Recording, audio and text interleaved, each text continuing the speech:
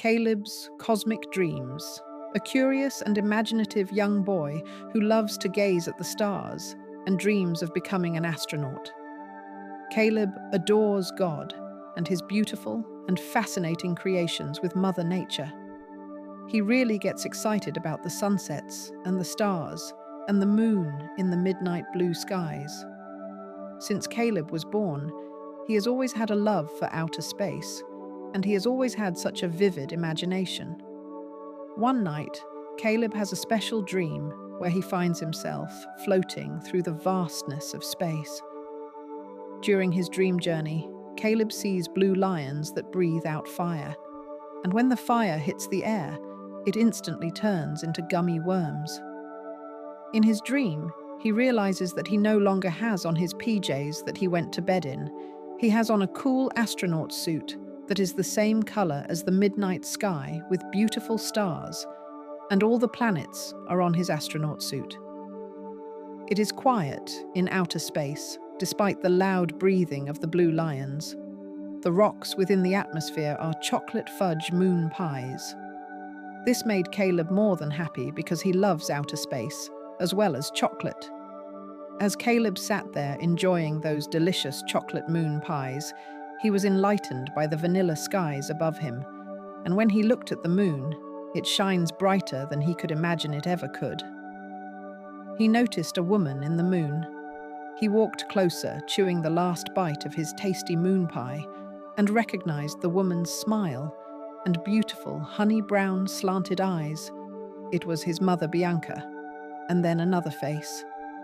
And he also recognized her smile and slanted honey-brown eyes. It was his sister Lyric. He jumped up and down with bales of excitement. They both blew kisses at him that flowed from the enchanted moon where his mom and sister were.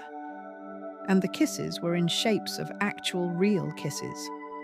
But once they got close to Caleb, the kisses from his mom and sister turned into small, cute bunnies and hamsters. He counted them in the sum of 4. One bunny was white and light brown. One bunny was pure, solid black, and the 2 hamsters were brown and white.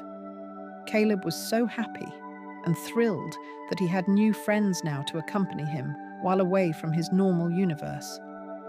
In his dream, Caleb encounters a friendly astronaut named Alex, who becomes his guide and mentor. Alex's spacesuit was the exact same color and design as Caleb's. Caleb noticed and said, "Hey Alex, we are twins because we are dressed just alike in our cool spacesuits." Alex tells Caleb, "Exactly. We are now space pals."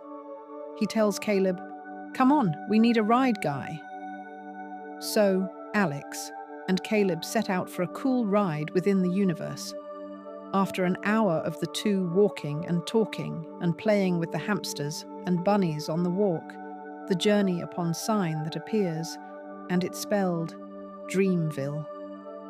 It was a cool, mysterious neon blue, just like Caleb's LED lights back home in his bedroom. The 2 boys looked at each other smiling, each holding a hamster and bunny apiece. They walked for 5 minutes when they discovered a cool, white, new-looking spaceship.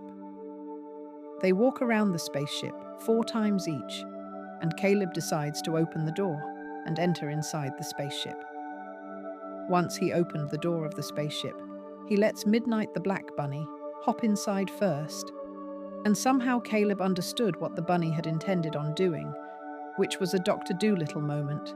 Alex, who was 16 years old, had seen the movie before on Netflix one Saturday, when he himself had no dreams much.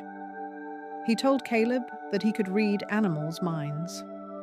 Caleb was confused and didn't understand what Alex meant.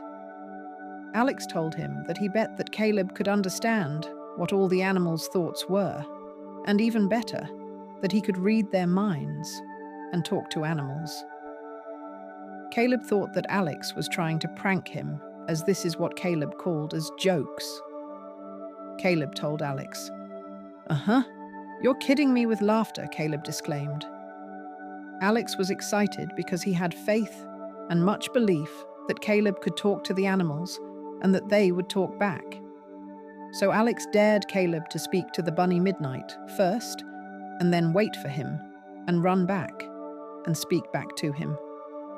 Caleb crouched down slowly, still unsure, and looked at Midnight the bunny, whose silky black fur shimmered slightly under the soft neon glow of Dreamville. Hi, Midnight, Caleb said gently, unsure if he was doing it right. Can you understand me? To his amazement, Midnight twitched his nose, blinked twice, then stood up on his hind legs. A soft, gentle voice echoed, not through Caleb's ears, but through his thoughts. Hello, Caleb, Midnight said, in a warm, quiet tone. We've been waiting for you. Caleb's eyes widened. He spun to look at Alex, who simply smiled and nodded, arms crossed casually.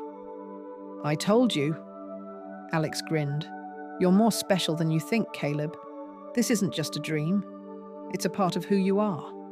Midnight hopped back over to the other animals, and soon all four, the white and light brown bunny, the solid black bunny Midnight, and the two hamsters, came around Caleb and looked up at him, their eyes glowing softly like tiny stars.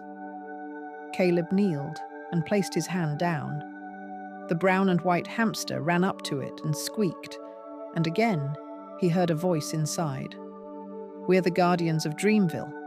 And you, Caleb? You're our dream captain now. Dream captain? Caleb echoed, standing up straight. Alex stepped forward and gently put his hand on Caleb's shoulder. It means you're the leader of this adventure. Dreamville isn't just a place, it's a special world that only a few people ever find. It's made of imagination, kindness, and belief. And it chose you. Caleb felt something deep inside him stir, joy, wonder, and a sense of purpose. The stars above seemed to shine brighter, as if they, too, were listening. He turned back toward the spaceship. It glowed with a soft pulse, almost like it was alive. Above the door, glowing golden letters slowly appeared. Starship Promise. Caleb turned to Alex, then to the animals. Should we go in? They all nodded, and together they climbed aboard. Inside, the ship was magical. The walls shimmered like diamond dust, and constellations floated lazily across the ceiling like clouds.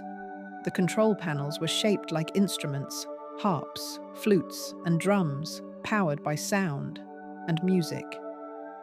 Caleb couldn't stop smiling. As the ship gently lifted off the ground, Caleb heard music, soft, sweet lullabies his mum used to sing when he was little. He looked out of the window and saw a long, glowing path of stars stretching out into the universe. Where are we going? Caleb asked. Alex pointed forward. To the land of light. It's where dreams go to grow, where wishes become seeds, and where heroes like you learn to bring hope to the world, even when you're awake. As they sailed through galaxies of cotton candy-colored clouds and rivers of rainbow stardust, Caleb leaned back in his seat. Midnight curled in his lap, and the other animals settled nearby. He felt at peace, and then he heard a voice, as clear and soft as moonlight. Caleb? It's time to wake up now, sweetheart. He opened his eyes. Sunlight poured through his bedroom window. The smell of pancakes drifted in. Caleb blinked, sat up, and looked around. His LED lights still glowed blue, and his rocket posters covered the walls. But something was different. At the end of his bed sat 4 small stuffed animals, 2 bunnies and 2 hamsters. Caleb gasped. He picked up the black bunny and smiled. Midnight? He whispered. The bunny didn't speak, but Caleb didn't mind. He felt the same warmth in his heart. He ran downstairs, excited to tell his mum and sister Lyric about his dream. As he hugged them both tightly, his mum kissed his forehead and said, "You must have had a really good dream." Caleb nodded. The best. And I think it might not be over yet.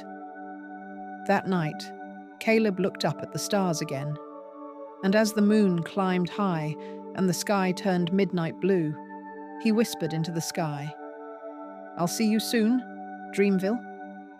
And far, far away, in a ship made of stars and songs, a boy named Alex and 4 magical animals waited for their dream captain to return.